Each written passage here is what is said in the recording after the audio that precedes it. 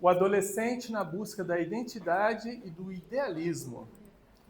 Rafael Gauch é filho do nosso querido Ricardo Gauch, nossa casa mãe, né, que deu origem à nossa casa aqui, né? Hoje ele vai falar com a gente. Antes que ele fale, vamos falar aqui sobre as nossas atividades, para que aquelas pessoas que estiverem nos escutando na web saibam que estamos aqui no Solar de Brasília 3, no comércio, sala 202.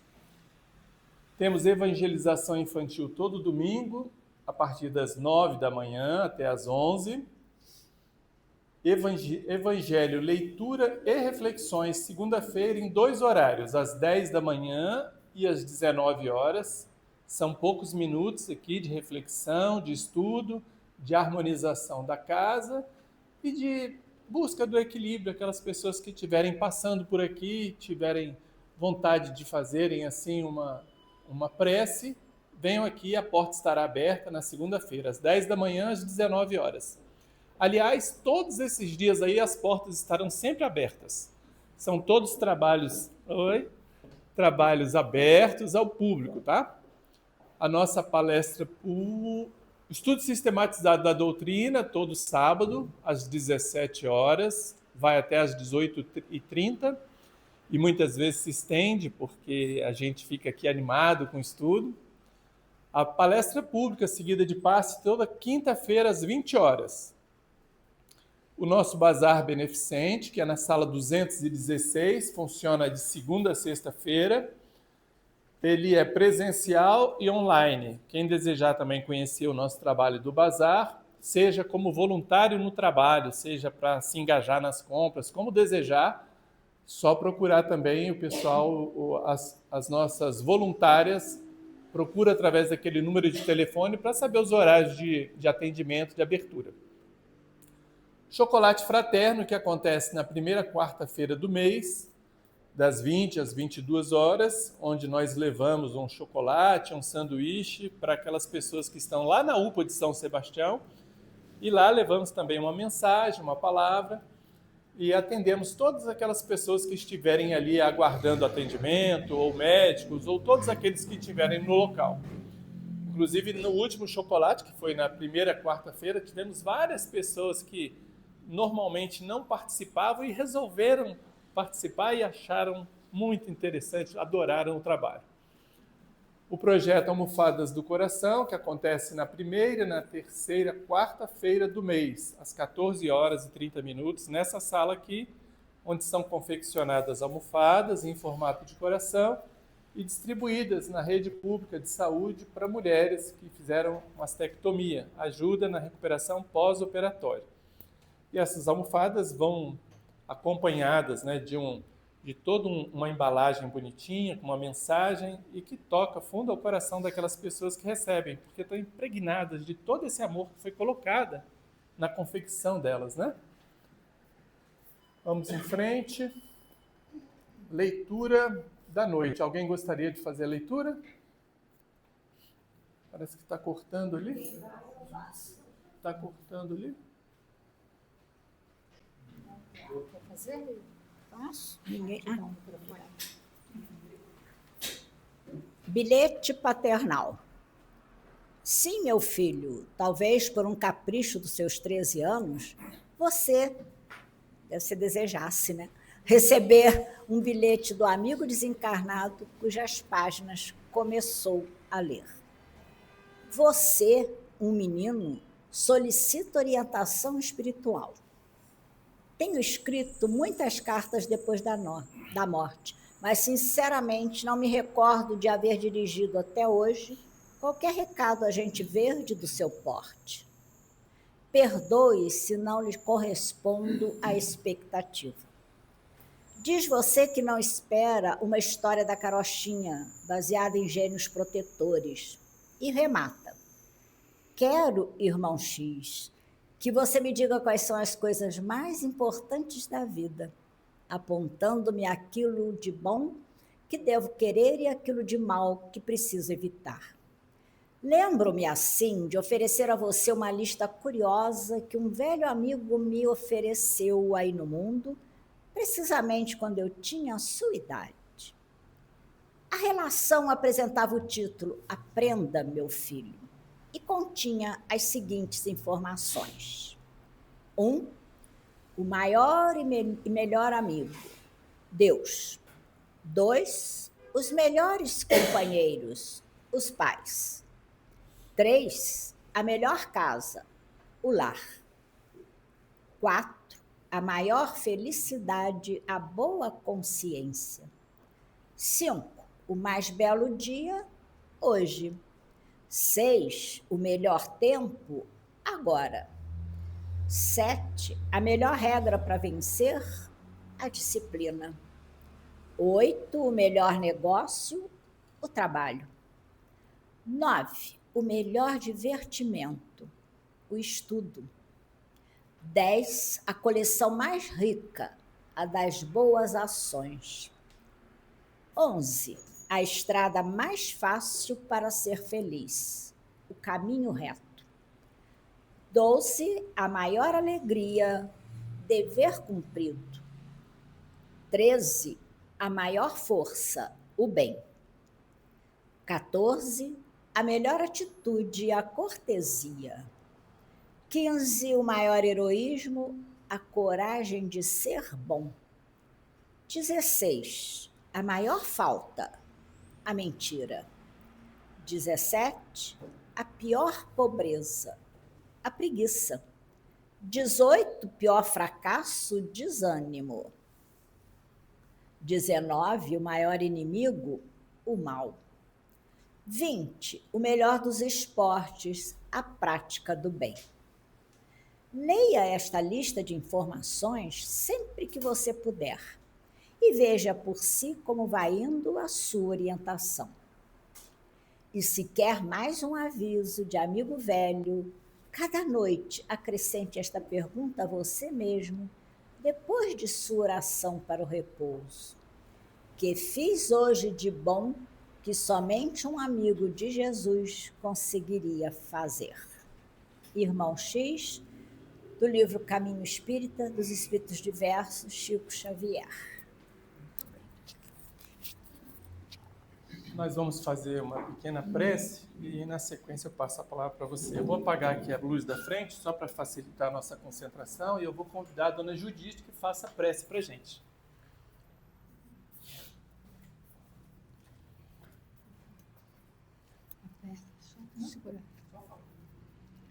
Senhor, fazei de mim um instrumento da tua paz, que eu possa levar aos meus irmãos uma palavra amiga de consolo e de conforto, que seja para todos.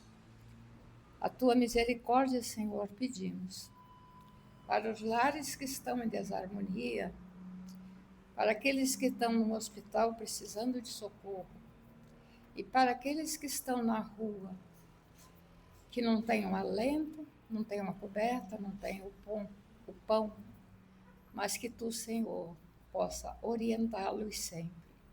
Que a tua luz brilhe sempre sobre aqueles que estão em caminhos equivocados, para que eles aconteça a luz e a verdade.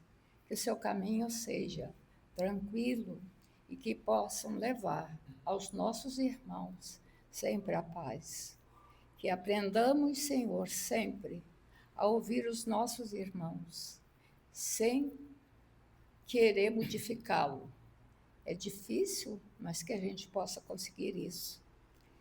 Pedimos também por aqueles que estão necessitando de ajuda em remédios, em saúde, que possa, Senhor, os hospitais serem o lugar onde encontramos a saúde do corpo.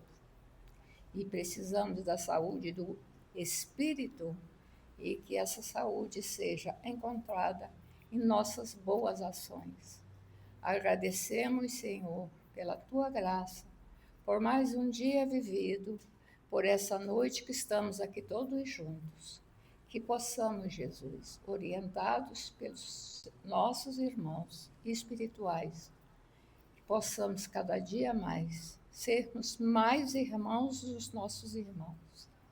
A paz do mundo começa dentro de nós, dentro do nosso lar, em nossas casas. Agradecemos, Jesus, por tudo. Agradecemos aos mentores dessa casa que nos ajuda a caminhar. Obrigada, Jesus. Seja bendito sempre o teu nome. Obrigada.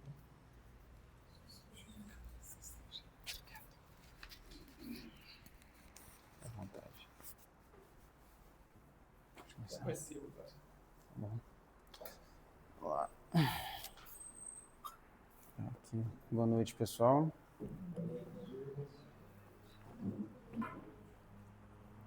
Vou agradecer pelo convite dos amigos aqui mais uma vez, né? Inês e o Marcelo.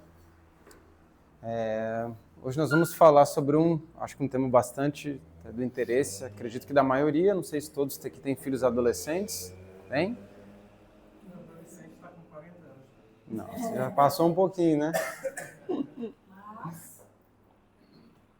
Passou um pouquinho, mas tem muita gente que deve ter. Se eu fosse abrir um quadro aqui e pedisse para que vocês pintassem as características de um adolescente, muito provavelmente estaria escrito um monte de coisa negativa deles ali. Tivesse a adolescência no centro e a gente fosse colocar as características ao redor. Talvez a gente botasse rebeldia, talvez a gente botasse que eles são alguém que não ouvem os mais velhos, não escutam conselhos.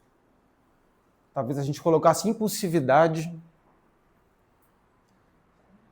Talvez a gente colocasse irresponsabilidade, imprudência, ansiedade, uma coisa que é para agora. E é muito comum nós caracterizarmos essa fase, né? A gente chama de aborrecência por um motivo, mas é muito comum a gente ter um entendimento de adolescência que é muito negativo, como se fosse uma espécie de tempestade que nós precisamos suportar até que ela passe. Adolescência é mais ou menos isso, né? Mas, na verdade, se a gente for estudar um pouquinho melhor o que representa essa fase, tanto aos olhos dos espíritos, o que é muito importante, o tema dessa palestra é um capítulo de um livro da Joana de Ângeles, que se chama Adolescência e Vida. Então, um entendimento tanto por parte dos espíritos, quanto por parte dos estudos de neurociência, que são muito interessantes também, nós vamos entender que, na verdade, o que nós enxergamos como fardos ou dificuldades da adolescência representam mecanismos normais de funcionamento de um cérebro, né, que está funcionando como ele deveria funcionar. Um cérebro que tem uma capacidade extraordinária de funcionamento, né, porque a gente precisa da juventude. E, na verdade, não tem nada de ruim nisso. É uma fase e nós precisamos compreender essa fase para saber como gerenciar todas essas questões para que a gente não fique maluco dentro de casa. Né? Nosso cérebro já passou há um tempinho pelos períodos, né, de maturação que o cérebro adolescente está passando. E se nós formos pensar na adolescência, às vezes a gente pensa que existe um marco muito bem delimitado. Fiz 10, 12 anos ali para as meninas, um pouquinho mais tarde, os 2 anos para frente para os meninos. Então, desse marco biológico até 18 ou 20 anos, é o período da adolescência. Mas essa marcação biológica, ela acaba sendo limitada, porque a depender de fatores, de culturas diferentes, até de etnia, né? Outros mecanismos biológicos que não os hormonais da puberdade, né? Cerebrais são importantes para isso. Então a gente tem uma complexidade muito grande e nós temos ainda fatores espirituais, como os nossos irmãos nos revelaram, né? No livro dos Espíritos, o que acontece ali na adolescência. Então você imagina uma bomba dessa acontecendo ao mesmo tempo, tudo isso se operando dentro de um mesmo serzinho, de um mesmo espírito. E aquilo está acontecendo justamente nesse momento, e às vezes a gente fica sem entender, que a gente esquece que já foi jovem, esquece que já passou por isso, esquece que já aprontou muito também. Então, são processos normais. Exemplo, finalzinho ali, né, dos anos 90, perto do ano 2000. A média de idade que as pessoas casavam era 21 anos. Esse é um marco importante da vida adulta para nós brasileiros. Perto de 20 anos depois, ali 2 décadas depois, a média já era de 27 anos. Então percebem como isso tudo pode ser muito variável. A própria capacidade, né, a percepção, né, de enfrentamento da vida por parte da juventude de hoje é diferente da juventude do passado. Jovens que hoje saem de casa muito mais tarde. Então, tem se questionado que essas fronteiras são muito mais maleáveis do que a gente costuma acreditar, por conta de toda essa complexidade. Então, o marco entre idade infantil, criança, e vida adulta é algo um pouquinho mais maleável. As próprias estruturas cerebrais, que são importantes, né, para o amadurecimento de um ser para a entrada na vida adulta, elas vão acontecer ali perto dos 25, às vezes um pouquinho mais para frente. Então, a gente precisa ponderar isso tudo. Tá?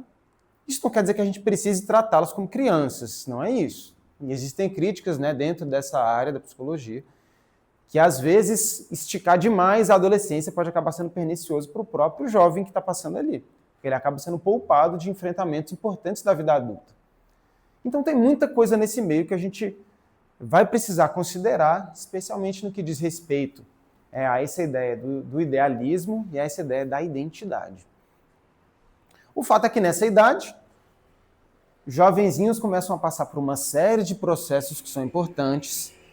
E tem um deles que eu queria destacar, que está na pergunta 318, se não me falha a memória, deixa eu ver aqui. Eu vou usar uma colinha aqui pequena, tá? Só para falar a pergunta para vocês. Não é 318 não. 385. A pergunta foi a seguinte, feita por Kardec aos espíritos. Acho que desde todos os tempos, né, era assim. O que é o que motiva a mudança que se opera no caráter do indivíduo em certa idade, especialmente ao sair da adolescência? É o espírito que se modifica? Acho que eles também passavam dor de cabeça lá naquela época, né? Eu falava, não é possível, o Kardec já estava perguntando isso, no meio do século XIX. Os espíritos respondem que o espírito retoma a natureza que lhe é própria. A reencarnação se completa mais ou menos ali com 7 anos, mas processos de amadurecimento, de retomada de identidade, de caráter, acontecem durante o período da adolescência. E isso é interessante, porque isso acompanha o desenvolvimento biológico do cérebro, né? De formação da identidade, né? Dessa chama idealista que os jovenzinhos apresentam. Então o espírito está retomando quem ele é. Várias personalidades vividas ao longo de várias encarnações acabam formando um repertório gigante de experiências, né? De acertos, de erros, e aquele espíritozinho vai sendo moldado e ele está assumindo isso nessa idade. Então as coisas estão vindo à tona. Tudo está se misturando, as coisas estão acontecendo para que ele assuma o caráter de quem ele verdadeiramente é. Uma coisa mais profunda, né? Mais da essência daquele espírito. Então tudo isso acontece na fase da adolescência. E às vezes isso acontece de uma forma mais tranquila. Vocês devem conhecer pessoas que têm filhos, talvez alguns de vocês, que tenham acompanhado adolescências um pouquinho mais tranquilas, menos turbulentas. Mas também, às vezes, elas podem ser como se fosse um vulcão entrando em erupção. Uf! Aquela coisa, né, que deixa a gente um pouquinho maluco. Para alguns jovenzinhos, essa fase pode ser acompanhada com muita dor, muito sofrimento íntimo. A gente pode ver quadros de fobia, quadros de um pudor excessivo, né? Situações de ansiedade muito grande, uma série de situações, muitas delas, né, como coisas que ficaram arquivadas no inconsciente ao longo dessas várias vidas e que estão vindo à tona justamente pela recapitulação, né, do espírito como ele é. E Emmanuel diz que isso é normal.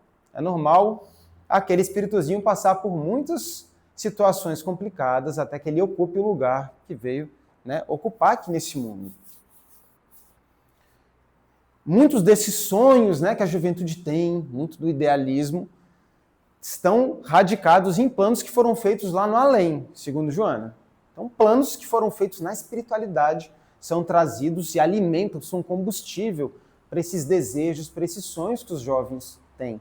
Mas muitas vezes eles erram o caminho, eles dão voltas até irem se encontrando e muitas vezes acertam ali no final. Então tudo isso nesse conceito é importante a gente considerar, né? Antes da gente às vezes criar rótulos em relação aos adolescentes. Mas o que seria identidade? O que seria idealismo? Quando a gente pensa em identidade, na verdade, é uma resposta para uma pergunta simples. Quem eu sou? Quem eu sou? Identidade vai trazer uma resposta para isso. Os jovens estão num grande processo de busca para que reconheçam e para que identifiquem quem eles são. E é muito comum nesse período a gente passar por uma fase de experimentação, né, ou de exploração e uma fase de compromisso. Essas experimentações, essas explorações do mundo são muito comuns e são muito variáveis.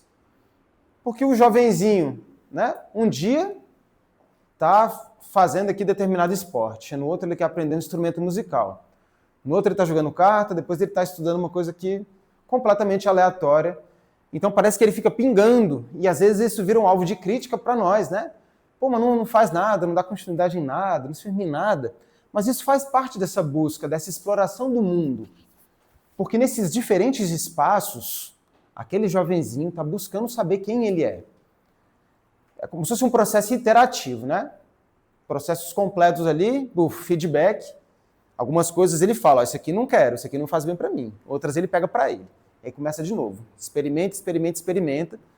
Podem se fechar ciclos, ele pega o que é bom para ele e vai deixando de lado. Dessa forma, ele vai estudando o mundo, vai compreendendo como as coisas são, vai identificando grupos, e ele vai buscando entender quem ele é. Poxa, isso aqui fez sentido para mim. Eu acho que eu sou isso. Isso aqui não fez sentido para mim, isso aqui não é bom. Então vou deixar isso aqui de lado. Troca de preferência, troca de hábito, troca de gosto, pode trocar de amigos também. Às vezes está muito amigo de alguém num dia, depois vira outro, mas não é mais amigo. Então fica nessa situação flutuante. E isso é muito legal, né, da idade, na verdade. São coisas interessantes. A gente não, a gente já é mais estável. Né? O cérebro juvenil ele foi feito para questionar o status quo. O nosso já está mais calejado, ele já está maduro, está mais preocupado já em proteger e sobreviver ao mundo como ele é. Tanto que a gente vê, né? Os maiores núcleos de transformação, geralmente, eles partem de jovens. Jovens que estão inconformados com coisas de como o mundo é hoje. E que acreditam que podem mudar esse mundo. A gente está mais ali, né? Como espectador, a gente observa, a gente contribui de uma forma um pouquinho mais incremental, né? Outros simplesmente olham o mundo e tentam sobreviver à forma como ele é. O jovem não. O jovem ele quer entrar ali na porta, ele quer dar um chute na porta, arregaçar tudo e fazer de novo. Quebrar a parede e pintar tudo. É assim que o jovem funciona. Mas isso é muito bom para nós. Nós vamos ver daqui a pouquinho por quê. Então, identidade responde essa pergunta simples. Quem eu sou? Né? Idealismo, por outro lado, ele não responde a essa pergunta, ele responde a uma outra pergunta. Ele está direcionado a como eu faço para o mundo ser do jeito que ele poderia ser. Isso é o idealismo. Então eu tenho um retrato de mundo que não me agrada, ou de determinadas coisas do mundo que não me agradam, mas eu não quero saber disso. Eu quero saber o que o mundo podia ser. Então ele podia ser isso aqui. E aí a gente vê aquela chama, né, aquele ardor. E se a gente vê muitos jovens envolvidos em causas sociais, muito às vezes, né, muito enérgicos, às vezes muito exaltados quando vão discutir temas relacionados à justiça social, à política, à causa ambiental, a um monte de situação, justamente porque tem o idealismo deles no coração. E o idealismo é algo muito importante, porque ele ajuda a moldar a identidade do jovem. Então os jovens não só, né, põem isso para o mundo, as próprias coisas, né, do mundo exterior ajudam a ir formando por meio dessas explorações. E quando ele encontra coisas que realmente fazem sentido para ele, que são boas para ele, que ele vai amadurecendo, aí o jovem faz compromissos. E o nosso papel como pais é canalizar toda essa energia, né, toda essa euforia, toda aquela chama que os jovens têm dentro deles, canalizar isso para coisas boas. Então é muito diferente quando, às vezes, um filho nosso vem com uma ideia, né, e a gente fala, porque você não sabe ainda como é que é o mundo, você não entende as coisas. Olha que diferente. Legal. O que a gente pode fazer aqui hoje, dentro da nossa família, na escola, entre os amigos, para que o mundo fique do jeito que você está visualizando? É muito diferente. Porque na primeira situação a gente joga um balde de água fria no coitado do menino. No segundo, a gente usa isso, inverte isso, e dá sugestões que podem ser edificantes para que ele consiga canalizar essa energia para algo legal, para algo que mexa com esse brilho, que mexa com esse idealismo deles. Poxa, eu poderia fazer tanta coisa pelo mundo, tanta coisa pelos meus amigos, tanta coisa pelas pessoas que estão sofrendo. E aí a gente vai ter uma juventude muito bacana por aí. Então, a juventude passa por todas essas coisas. Sempre a balança identidade e idealismo. E aí a gente vê... Deixa eu passar para cá que eu vou ver se eu não esqueci nada. Esse capítulo ele é bem grande. Ele é bem interessante. Joana de Ângeles diz que muitas coisas, né, no que diz respeito à formação da identidade e principalmente à identificação dos adolescentes com o mundo, vão demandar bastante tempo e amadurecimento. Tanto que a gente vê hoje muitas pessoas mais velhas que estão vivendo ainda os caprichos da idade quase infantil, né? Eu preciso ser atendido nas minhas necessidades o tempo inteiro, ser o centro de tudo. Mas às vezes a gente vê jovens também que já são mais maduros, que têm já uma herança, né, de trabalho, que quando reencarna aqui as coisas são um pouquinho mais fáceis. Mas em geral, como Joana escreve aqui, e como a gente pode perceber, às vezes os jovens não tomam as melhores decisões para as coisas. Às vezes eles vão optar por aquilo que é mais simples, né? Aquilo que dá uma satisfação, uma recompensa imediata.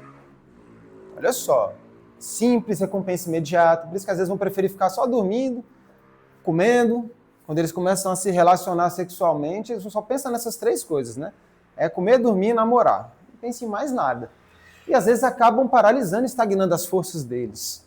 E aqui entra um papel muito importante que representa os deveres dos pais para que a gente consiga conduzi-los, não de uma forma autoritária e positiva, mas de uma forma respeitosa, mais sábia, uma postura de mais tranquilidade, uma postura de mais entendimento dessa fase, para que a gente consiga obter os melhores resultados. Porque o jovem está vivendo a fase dele.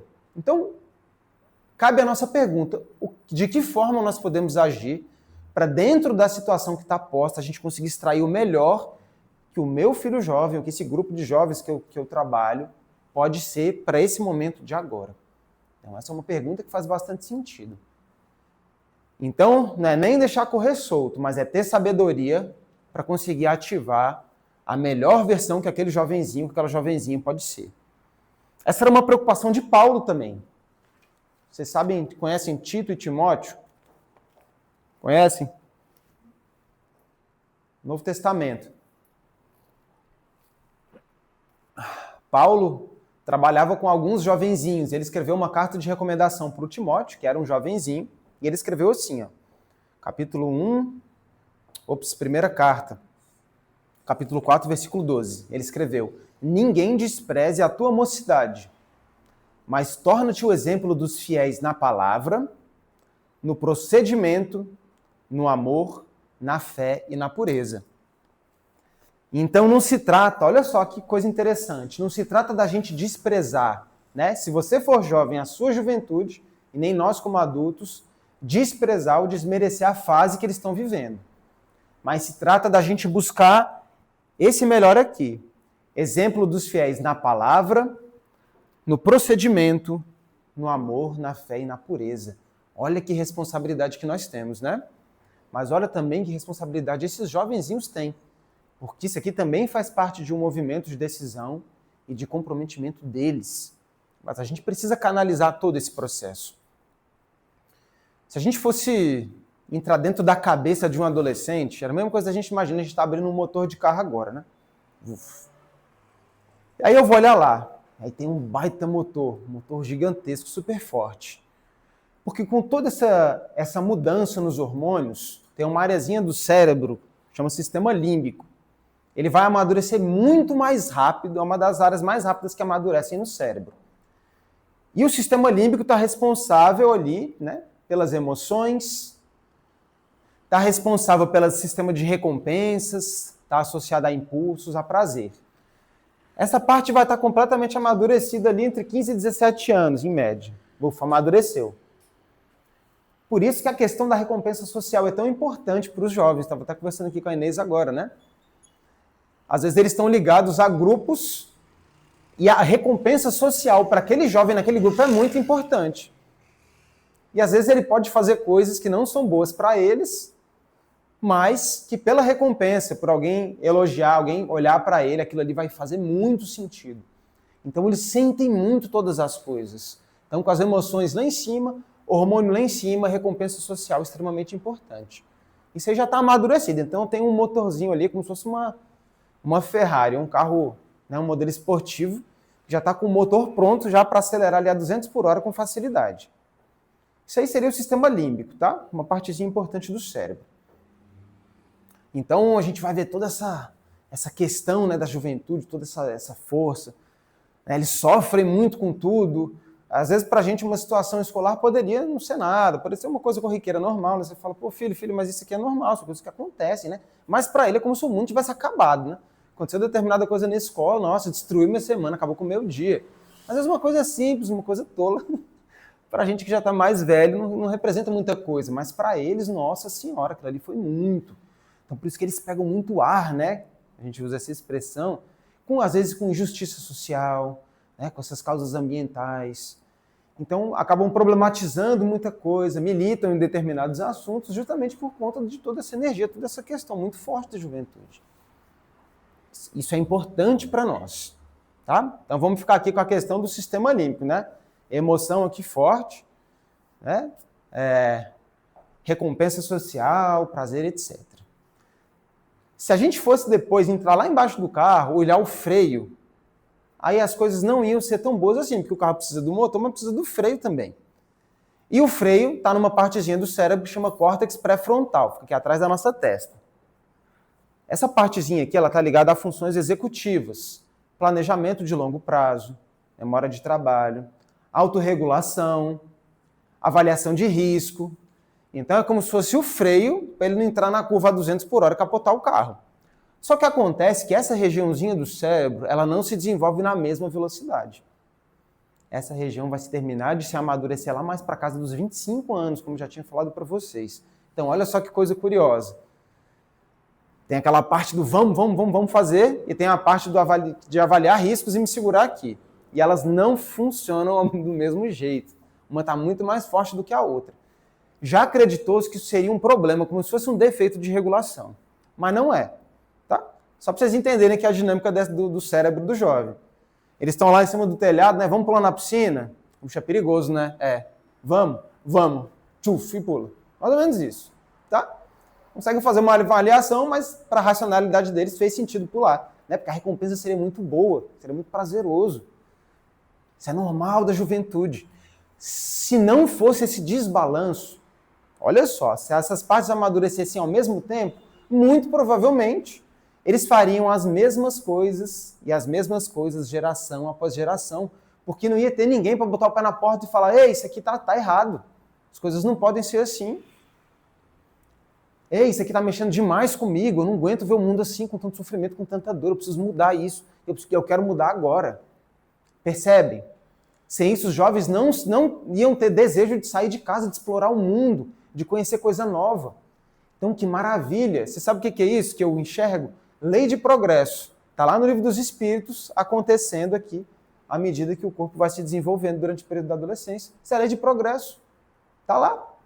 Cada encarnação melhor, cada geração melhor, por conta dos nossos jovenzinhos, que tem justamente essa característica do desenvolvimento cerebral. Isso é maravilhoso, isso é fantástico. Então, isso não é uma coisa ruim.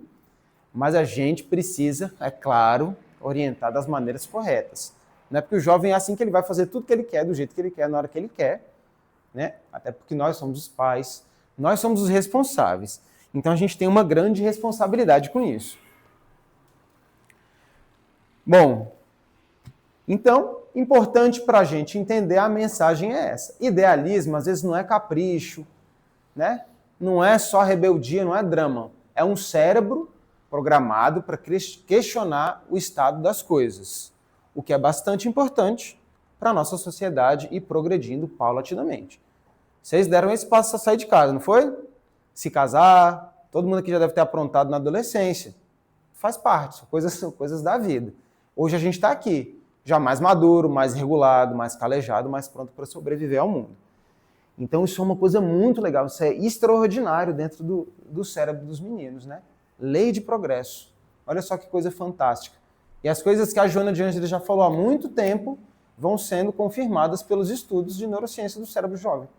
Fantástico isso. E aí o que ela fala nessa mensagenzinha que foi o tema da palestra? Se nós temos um lar que oferece segurança afetiva, espaço para um diálogo tranquilo, para uma escuta atenta, amorosa, com muito mais facilidade nós vamos incutir os valores que a gente deseja incutir nos nossos adolescentes. Muito mais facilidade. Se é um lar muito turbulento, com muitos problemas, os jovens vão acabar fazendo movimentos de fuga daquilo. Não quero isso aqui para mim. Então, por isso que a atuação dos pais nessa fase é tão importante. E Joana destaca aqui duas coisas que nós precisamos chamar atenção. Se fosse falar de deveres dos pais, daria umas 5 palestras, né? Para trazer tudo que a literatura espírita tem sobre deveres dos pais. Mas a primeira delas é o diálogo. Diálogo é uma ferramenta extraordinária que os pais têm de educação. Os jovens precisam, criança também, isso vale para criança também, mas precisam ficar à vontade para compartilhar ideias, concepções de mundo, né? Pensamentos, tudo.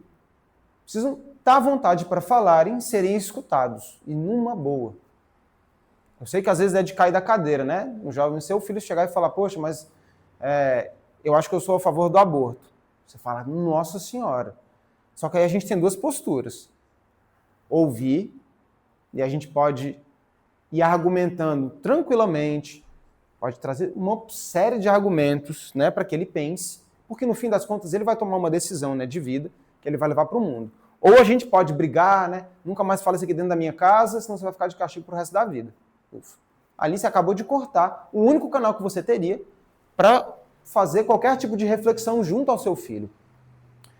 Então o jovem precisa estar à vontade para falar, para ser ouvido, e também para ele aprender a hora dele ouvir outra pessoa argumentando calmamente. Isso é o maior exercício democrático que pode haver dentro de um lar, segundo Camilo.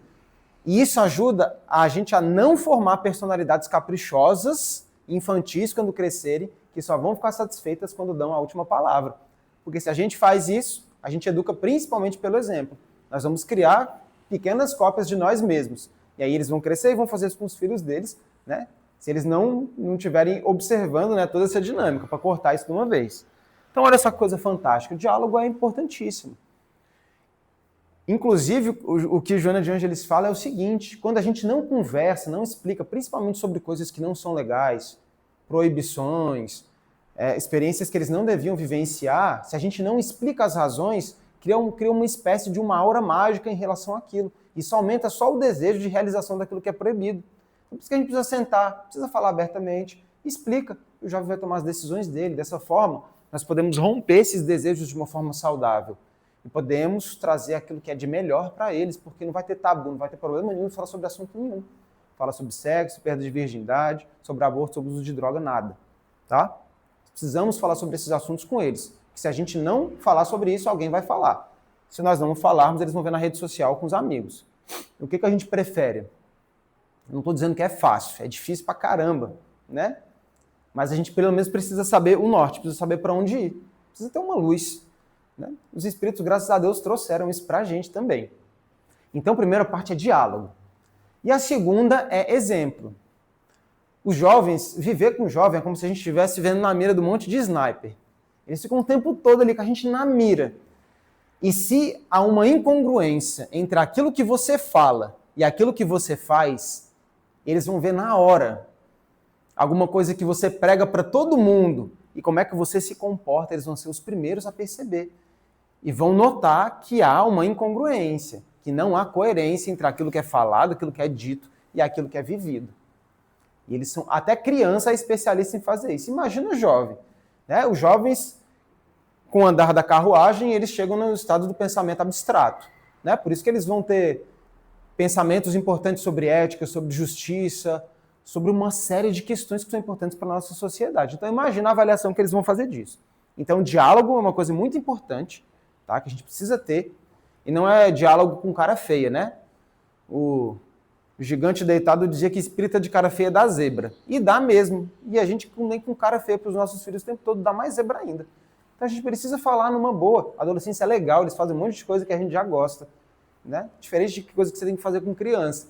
Adolescente pode ser legal para nós uma convivência. E a gente pode conversar, igual eu estou conversando com vocês, com o filho de vocês, numa boa. Ouve o que eles têm a dizer, se interessa pela vida deles. Aos pouquinhos a gente vai conseguindo, né, quebrar alguns paradigmas que a gente mesmo tem. A gente precisa estar sempre naquela posição de assimetria, sempre chamando a atenção, sempre dando lição de moral, sempre a nossa palavra por último, sem querer saber nada que eles têm a dizer. Isso é muito importante. Então, a segunda parte é o exemplo. Joana de Ângeles diz o seguinte sobre o exemplo. Ó. Fala assim, acho que isso aqui é a constelação familiar, se não me falha a memória. Mas ela fala que a escola do exemplo no lar é o mais eficiente estabelecimento para a formação do caráter e do desenvolvimento do espírito no seu processo de aprendizagem terrestre. Então, não adianta. O nosso modelo ele deve ser muito mais silencioso do que verbalizado.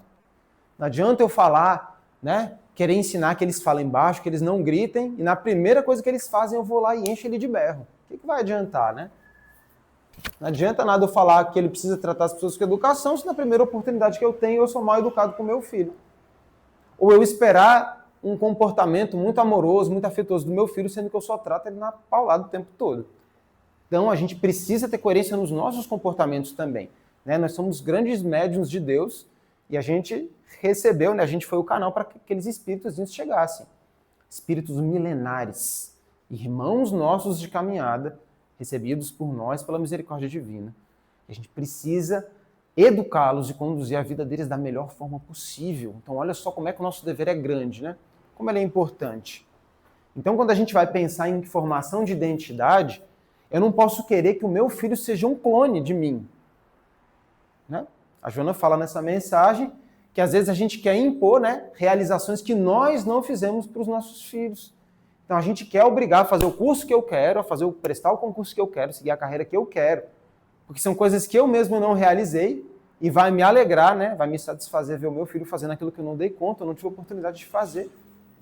Mas o nosso caminho não pode ser esse. A gente pode orientar, pode conversar numa boa, pode mostrar caminhos. Mas os jovens estão na busca de criarem as suas próprias identidades. E nesse caminho é muito comum da juventude rejeitar os conselhos dos mais velhos. Tá tudo certo. Filho, você tem esse caminho. Esse aqui é melhor por isso, por isso, por isso. Esse aqui pode acontecer isso. Você vai ser livre para decidir. Lógico, né? Vocês vão fazendo as adaptações e os exemplos na cabeça de vocês com coisas que são convenientes. Tá bom? Tranquilo, né? Isso, tá bem entendido. Às vezes ele vai escolher o caminho pior. Na sua avaliação é pior. Mas ele vai precisar trilhar aquele caminho, porque ele vai precisar escorregar, vai precisar bater a cara na porta, e ele vai aprender com os próprios erros. A nós foi permitido fazer isso, não foi? Quando a gente era adolescente? E isso foi importante para que nós nos formássemos a pessoa que nós somos hoje. Para eles é igualzinho. Então eles estão formando a identidade deles. Nós não queremos formar clones de nós mesmos. Não é Rafael 2.0. Meu filho, minha filha, vão virar João e Maria. Não é Rafael 2.0, é Rafael 3.0. Eu não posso desejar isso para eles. Eu quero que eles sejam a melhor versão deles mesmos. E o nosso compromisso é muito importante, porque tem muito jovem que encarnou com compromissos de modificação para essa era que a gente está vivendo, para darem a sua parcela de contribuição para a edificação do mundo de regeneração aqui na Terra. Olha só quanto, né, isso é grandioso, quanto isso é sério para as nossas vidas. Então a gente precisa ter sabedoria, né? Precisa ter traquejo psicológico para entender. Lógico que tem situações que são desafiadoras. Eu não estou falando que é fácil para a vida de ninguém aqui, nem que eu daria conta, tá bom? Mas nós precisamos entender que o cérebro deles não é igual ao nosso. A fase não é igual à nossa. Então tudo que for impositivo, autoritário, não vai falar nada, repensa. Vamos repensar isso para colocar outras situações. Respeito, diálogo, sugestões, análise de caminhos, com muita sabedoria, com tranquilidade. Deixa, às vezes, quebrar a cara. Deixa se dar mal. Deixa. Mas na hora que eu queria. Não gosto de ver meu filho sofrendo. fez uma escolha errada, deixa ele, aquilo é bom para ele, está aprendendo. Ele está aprendendo a se transformar um adulto, né, que vai conseguir cuidar dos próprios problemas, vai conseguir educar bem o filho dele também, assim como vocês estão educando. Então tudo isso faz parte desse construto da identidade. Ele precisa encontrar os caminhos para saber quem é. E ao mesmo tempo a gente precisa também alimentar os idealismos. Então a gente não põe uma porta aqui na cara do menino quando ele quer fazer alguma coisa diferente, quando ele se engaja muito em uma causa, quando ele se emociona, não, é tudo do mesmo jeito. Poxa, mas eu tenho, sei lá, eu tenho aptidão para a carreira política. Filho, não faz isso não. Vai tudo a mesma coisa, eles são todos iguais. Não adianta, não adianta nada, não vai mudar nunca. É muito diferente. Filho, que legal, que bom que você quer fazer isso. O que a gente pode fazer para que você consiga seguir esse caminho, para que você seja um político exemplar, né? Ou que você atue em causas, sei lá, ambientais que são muito importantes. Eu te ajudo, o que a gente pode fazer? Então nós podemos ir canalizando para o bem essas energias que estão ali, né? Às vezes a ponto de implodir um negócio ali muito forte. É nosso dever dar boas orientações, até quando as inclinações dos nossos filhos são negativas. A gente tem uma mensagem aqui, né? A única mensagem de instrução dos espíritos do capítulo Honrar Pai e Mãe é uma longuíssima mensagem, se não me engano, é de Francisco de Assis. Ele fala sobre a gente observar as tendências dos nossos filhos e fazendo igual um jardineiro e podando as coisas ali. Mas para a gente podar, a gente não pode meter a tesoura no meio de uma planta, pode? Se a gente não poda da forma certa, a gente pode matar a planta. Assim funciona com os nossos filhos. Canalizando esses impulsos, esse idealismo para coisas que são boas. Vai chegar um momento, com o tempo, com as reflexões, a estabilização dessa energia sexual que às vezes está muito forte, com o tempo, com o trabalho, que eles vão conseguir passar por esse processo de autoidentificação consigo mesmos, com o mundo. Então as coisas vão apaziguar, eles vão começar a acatar as coisas, mas eles precisam sentir que são decisões deles mesmos. Né? Eu não estou fazendo porque meu pai, porque a minha mãe quer, eu estou fazendo porque eu entendi que isso para mim é bom. A gente aprende isso na vida, vocês devem ter né, exemplos da vida de vocês mesmos. Então, se a gente consegue conduzir os nossos jovenzinhos, os nossos filhos para bons caminhos, de uma forma que eles sintam que eles estão lá, porque eles escolheram, vai ser muito legal. A gente vai conseguir uma coisa muito boa para eles. Então, a gente precisa trabalhar bem com a identidade, precisa trabalhar bem também com o idealismo, com toda essa energia, porque isso são pilares muito importantes da vida dos jovens. Inclusive, eles precisam ser alimentados por isso, né? Esses jovenzinhos que estão participando, né, de eventos, é que vocês não têm juventude, né, Inês? Ainda? Ou já tem? 6, mas tem... Poxa, eu devia ter vindo aqui para convidar eles para o Encontro de Mocidade dos Espíritos, que aconteceu esse fim de semana. Foi maravilhoso. Um evento assim que transforma meninos. Entra jovem lá e eles falam, ó, eu estava decidido a me suicidar e agora eu estou saindo aqui do evento e eu repensei toda a minha vida. É nesse sentido. Muitos, tá? Tem muito jovem que estava indo assim, ele participou do evento, a vida dele faz assim, ó, pro outro lado. Né? A modificação de 360. É a mesma ideia lá do João Batista, né? Quando o João Batista fala assim, arrependei-vos, a palavra que ele usava que está escrita lá, né? Porque o evangelho foi escrito em grego, era metanoia. Metanoia significa como se fosse uma mudança de pensamento. Então é como se eu fosse mudar completamente um paradigma da minha vida, né? A gente traduz aqui como arrependimento. O arrependimento ele é focado no passado, né? O conceito de metanoia que era utilizado, ele considera passado, presente e futuro. Então esses eventos, eles provocam de alguma forma essa metanoia. Eles tiram às vezes os jovens de um estado e botam em outro, né? Eu queria muito que eles tivessem participado, né? Da próxima vez eu vim aqui só para convidar. Então isso é muito legal, essas transformações acontecendo com os nossos jovenzinhos. Então a gente tem tudo isso dentro de identidade e de idealismo. Já estou indo para os finalmente, né? Uma última coisa muito importante que Joana de Ângeles fala também para nós, falamos de diálogo e falamos de exemplo, é a questão da vigilância, tá bom? Olhar para os filhos de vocês. O diálogo ajuda você a observar mudanças de comportamento, amizade, às vezes silêncios injustificáveis, uma espécie de apatia, né, de afastamento de todo mundo da família. Às vezes tem coisas que são alertas. E a gente precisa estar observando, porque pode estar acontecendo alguma coisa ali. Ele pode estar com algum conflito, com alguma crise existencial. E se a gente chega muito de sola, às vezes, nos filhos, eles se fecham. Não vão conversar com a gente. E como é que a gente vai fazer? Não vão querer nem transparecer nada na nossa frente. A gente não vai saber, a gente vai acabar perdendo eles. E o que a gente quer é resgatar esses meninos, né? Por mais que dê dor de cabeça. Ah, é difícil, é. Chama lá, senta lá, vai ver uma série com ele, vai fazer uma coisa bacana. Mesmo que você não goste, não importa. Importa é tempo de qualidade, é convivência. Convivência é recurso psicoterapêutico, olha só, mais uma vez Joana de Ângeles. Recurso psicoterapêutico para que as coisas que estão armazenadas no inconsciente e que nos ligam uns aos outros sejam dissolvidas. Tudo aquilo que é negativo. O recurso psicoterapêutico, você nem sabe o que está acontecendo, mas está acontecendo um grande processo de restauração de almas ali. Coisa fantástica, né, que acontece com a convivência, né, entre os nossos, com a nossa família. Então a gente precisa estar muito atento, observar, dialogar, se preocupar com a vida deles, ter atenção às coisas que eles falam, dar tempo. Outro dia escutei de uma jovenzinha que ela não sentia que ninguém a via. Puxa, que doloroso ouvir isso. Uma das jovenzinhas, né, dessas muitas que a gente trabalha aqui no DF, né, no Movimento Espírita. Muito doloroso. Poxa, como é que eu tô aqui de frente com uma jovem que fala que ninguém a vê, que não tem amigo, que os pais não olham para ela? Como pode uma coisa dessa? Então como é que um jovenzinho desse vai fazer? Entendem? A gente precisa assumir esse papel, ocupar papéis que se a gente não ocupa, pessoas ruins, influências ruins podem ocupar. Então vigilância sempre.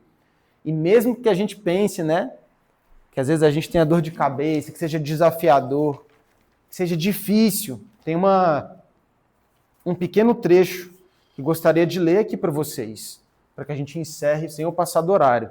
E ele diz assim: Emmanuel, não condenes a mocidade, sempre que a vejas dementada ou inconsequente. Cada menino e moço no mundo é um plano da sabedoria divina para serviço à humanidade. E todo menino e moço transviado é um plano da sabedoria divina que a humanidade corrompeu ou deslustrou. Recebamos os jovens de qualquer procedência por nossos próprios filhos, estimulando neles o amor ao trabalho e a iniciativa da educação. Diante de todos os que começam a luta, a senha será sempre velar e compreender, a fim de que saibamos semear e construir, porque em todos os tempos, onde a juventude é desamparada, a vida perece. Velar e compreender. E compreender, não sei se vocês se lembram, qual é o sentido verdadeiro de caridade como a entendia Jesus? Alguém sabe? Benevolência. Perdão, tem mais um. Vou formar o BIP. Ah, ela falou indulgência, eu nem sabia de cor. Vocês sabem o que é a indulgência? Indulgência é uma predisposição a uma postura de compreensão diante do próximo. Por isso que os espíritos dão os exemplos dos indulgentes. É gente que não dá foco no mal, é gente que se ouve alguém falar mal, fala alguma coisa boa, é gente que presta atenção, que aconselha de uma forma discreta. Então, compreender. Então a gente precisa de indulgência no coração para compreender aquela fase, para muito cuidar, para muito amar. Porque esses meninos precisam de abraço, de beijo, de carinho. Dessa forma a gente vai encher o coração deles e com o coraçãozinho cheio, eu tenho certeza que eles vão ter muito mais recursos para serem essa juventude bonita, transformadora, né, que vai mudar esse nosso mundo aqui aos pouquinhos. Tá? Agradeço muito a todos. Jesus, né, nos abençoe profundamente, esse mestre amado que chamou um menininho lá, botou a mão na cabeça dele, né? Falou, deixa que vem aqui. Fez um carinho ali na cabeça do menininho. Esse menininho depois virou um dos instrutores mais elevados lá da Colônia Correcional Maria de Nazaré, da cidade universitária, não sei se vocês sabiam, né? Então Jesus é esse ser transformador que acolhia as criancinhas, que acolhia jovens. Os apóstolos não eram todos velhos, né? Tinham muitos ali jovens também, que estariam dentro da faixa da adolescência agora. Paulo não rejeitou a juventude, tinha Tito, tinha Timóteo. Então, os nossos irmãos mais velhos já deram todo esse exemplo. Então, que a gente seja muito abençoado, que a gente possa pensar na nossa postura, tá bom? A gente não é uma tempestade, alguma coisa que a gente precisa suportar. A gente precisa aprender a conviver e a gerenciar para formar esses coraçãozinhos, né, tão bonitos que Deus encaminhou para a nossa vida. Então, muito obrigado, né, aos nossos amigos aqui pelo convite. Que Jesus nos abençoe a todos mais essa semana. Obrigado, pessoal.